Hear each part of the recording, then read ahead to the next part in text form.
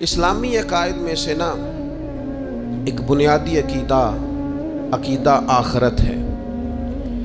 جن چیزوں پر انسان ساری زندگی اعمال کرتا ہے وہ چیزیں ہوتی ہیں جو اس کے عقیدے میں شامل ہوتی ہیں۔ عقیدہ جس طرح کا ہوتا ہے اسی طرح کا انسان عمل کرتا ہے۔ جو اس کی سوچیں ہوتی ہیں، جو افکار ہوتے ہیں، اسی طرح اپنے شب و روز گزارتا ہے۔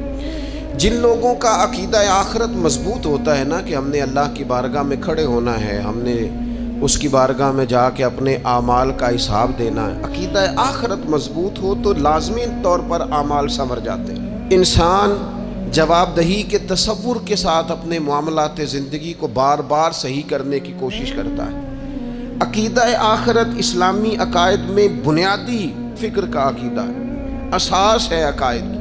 اگر کسی شخص کا یہ خیال ہو جائے کہ میں بس یہی زندگی ہے، کھا لو پی لو موج کرو، تو ظاہر ہے وہ فنا کا نام جب رکھ لے گا زندگی کو اور وہ دوبارہ اٹھنے کا قائل ہی نہیں ہوگا تو وہ تو کسی قانون کا پابند ہی نہیں رہے گا، وہ تو کسی چیز کی پابندی نہیں کرے گا، کسی چیز سے پرہیز نہیں کرے گا، من چاہی زندگی گزارے گا۔ عقیدہ آخرت، اللہ کی بارگاہ میں کھڑا ہونے کا تصور، یہ انسان کو سوار دیتا ہے۔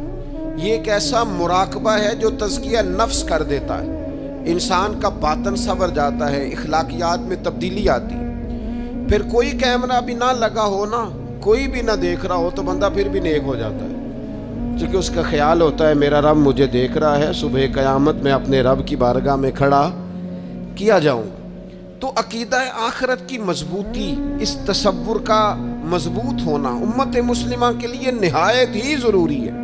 آپ دیکھیے قرآن مجید فرقان حمید ہماری توجہ دلاتا ہے، اور سورۃ القیامہ کے اندر اللہ کریم نے ارشاد فرمایا ایحسب الانسان، کیا آدمی اس گھمنڈ میں ہے، کیا انسان کا یہ خیال ہے ان یترک سدی، کہ اسے آزاد چھوڑ دیا جائے گا، اس سے پوچھا نہیں جائے گا؟ کیا انسان یہ سمجھتا ہے اس سے کوئی سوال؟ ایحسب الانسان، کیا انسان اس گمان میں ہے، اس گھمنڈ میں ہے ان یترک سدی، کہ اسے آزاد چھوڑ دیا جائے گا، کوئی پوچھنے والا نہیں ہوگا؟ اسے آزاد نہیں چھوڑا جائے گا، اس پر پابندیاں ہیں، اس پر کچھ قیود ہیں، اسے کچھ حدود بتائی گئی ہیں، اسے ایک دائرہ کار دیا گیا ہے، اسے بتایا گیا ہے کہ یہ حلال ہے، یہ حرام ہے، یہ تیرے لیے جائز ہے، یہ تیرے لیے جائز نہیں ہے۔ اس چیز کی حد تک تو آگے بڑھ سکتا ہے، یہاں سے اس لائن کو تو کراس نہیں کر سکتا، اس پر پابندیاں ہیں، ان پابندیوں کے بیچ رہ کے وہ زندگی گزارے گا۔ اور یہ بھی یاد رکھے، یہ آیت ایک دوسرا معنی یہ دیتی ہے کہ یہ مت سمجھے کہ صبح قیامت اسے چھوڑ دیا جائے گا، اس سے پوچھا جائے گا، اس سے سوال کیا جائے گا۔ اللہ کی بارگاہ میں جب یہ کھڑا ہوگا تو اسے اپنے اعمال کا حساب دینا ہو۔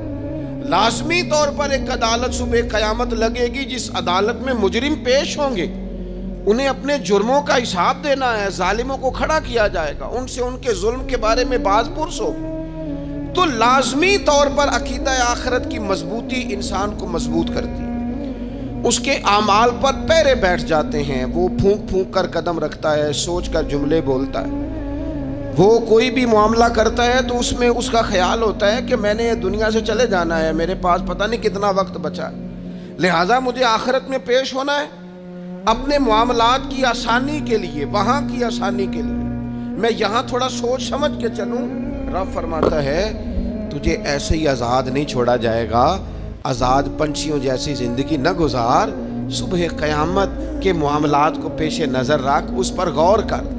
یہ تصور گھر کے باہر بھی پورا مضبوط ہونا چاہیے اور گھر کے اندر بھی پورا مضبوط ہونا چاہیے۔ انسان اپنے مالک سے ڈرے اور قیامت کے دن اس کی بارگاہ میں حاضری کا یقین رکھے، اور وہ یاد رکھے کہ یہاں جو کچھ، وہ دیکھے نا بچوں کو استاد پڑھاتا ہے، محنت کراتا ہے، اگر بچے نہیں پڑھتے تو ڈانٹتا بھی ہے، سمجھاتا بھی ہے، قائل بھی کرتا ہے، اور جب وہ آخری بات کرتا ہے تو پھر وہ پتہ کیا کہتا ہے؟ چلو ٹھیک ہے، اگر نہ پڑھو گے تو امتحان تو آنا ہی ہے نا، رزلٹ تو آنا ہے، پیپر میں بیٹھو گے نہیں آئے گا، فیل ہو جاؤ گے۔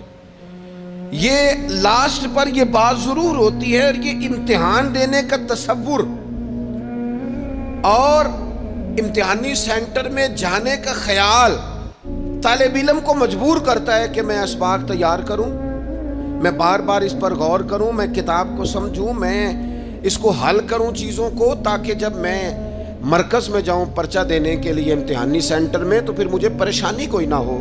بس سمجھانے کے لیے بات عرض ہے کہ یہاں لوگوں کو بتایا جاتا ہے، قائل کیا جاتا ہے یہ حلال ہے، یہ حرام ہے، یہ تیرے لیے ٹھیک نہیں ہے، یہ تیری حدود ہیں، یہ تیرے قیود ہیں، یہ تیرا دائرہ کار ہے۔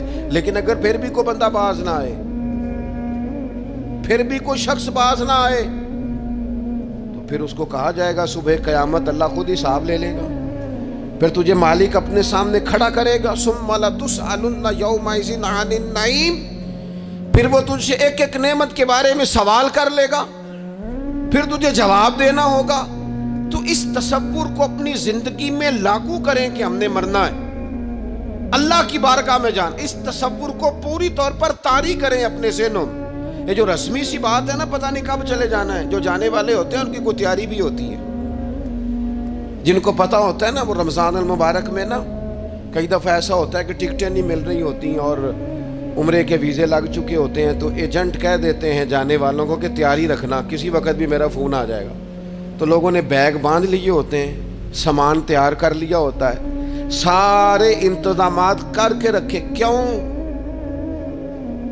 کہ پتہ نہیں کس وقت بلاوا آ جائے گا۔ تو روز کہتا ہے پتہ نہیں اللہ کی جانب سے کس وقت بلاوا آ جائے گا۔ پھر اپنی تیاری بھی تو یار کچھ بتانا، میں بھی بتاؤں، آپ بھی بتائیں۔ پھر ہم اپنے آپ سے یہ بھی تو سوال کریں نا کہ جہاں اچانک جانا پڑے اس کے لیے تیاری ہوتی ہے، ہماری تیاری کیا ہے؟ اگر اچانک جانے پڑے اس کی بارگاہ میں، کیا تیاری؟ روز دیکھ رہے ہیں نا، کچھ لوگ روڈ پہ چڑھے تھے پہنچ نہیں سکے، ہاسپٹل گئے تھے پہنچ نہیں سکے، کچھ لوگ کسی فیلڈ میں کام کر رہے تھے، ڈگری نہیں مل سکی، جا ہی نہیں سکے، وقت آ گیا۔ تو اگر وہ ٹائم آ جاتا ہے اس کی بارگاہ میں حاضر ہونا پڑ جاتا ہے، تیاری کیا ہے؟